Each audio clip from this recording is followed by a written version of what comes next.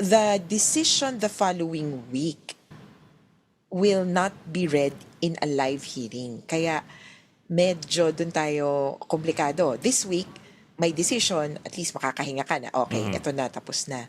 Pero next week, dun talaga yung abang na abang, ang decision na inintay po natin kung kukumpirmahin o papayagan ng korte na magtuloy ang kaso ayon sa partikular na saklaw. Yun, Apo. i-upload na lang malamang yung decision doon. Naku. Ito po, of course, yung pag-confirm or hindi pag-confirm ng ICC dun sa charges. In other words, kung itutuloy sa trial mismo. And this is also expected next week naman. What day po next week? Also the same, ano?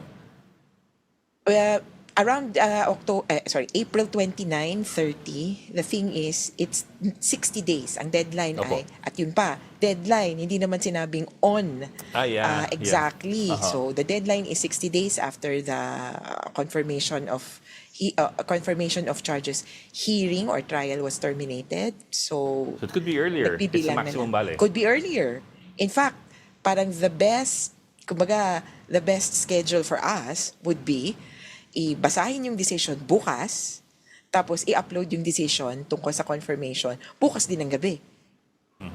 Kumbaga, hinintay lang ng Yung decision. ng pre-trial chamber yung go signal, kumbaga, totoo ba to? Wala na bang balakid? So, yun yung best para hindi ka na maghihintay ng matagal.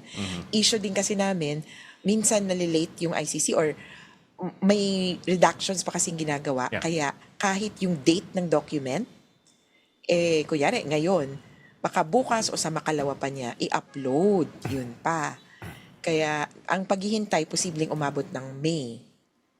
First week of May thereabouts. Okay. So it can go beyond the 60 days. I mean, at least the making public of the decision. Yes, and that's the only time that we could discuss it. Kumbaga, posibleng na i-file nila sa court ng on time before the 60 days, pero yung reductions is another matter. It's for the public good din naman kung may tinanggal sila or hindi pinasabi. Kasi para ito again, ang mga reductions po, protection ng biktima, protection ng witnesses, at sa totoo, protection ng akusado.